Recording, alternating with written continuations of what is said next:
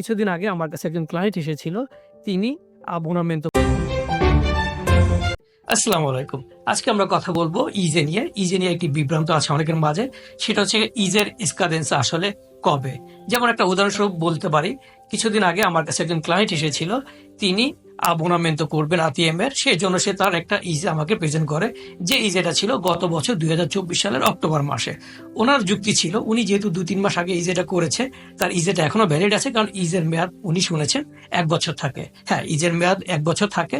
সেটা যদি আপনি জানুয়ারির 1 তারিখে ইজেটা করেন, 31শে ডিসেম্বর পর্যন্ত আপনার মেয়াদ থাকবে। কিন্তু আপনি যদি সেটা 31শে ডিসেম্বর হওয়ার 2 মাস আগে যদি আপনি ইজেটা করে থাকেন, তাহলে অবশ্যই সেটা ডিসেম্বর 31 তারিখ পর্যন্ত ভ্যালিড থাকবে। জানুয়ারি 1 তারিখে আপনাকে নতুন ইজে করতে হবে। অর্থাৎ এমন কোনো বাধা ধরার নিয়ম নাই যে আপনি যেদিন থেকে ইজে করবেন ওদিন থেকে 1 বছর সময় আপনি পাবেন।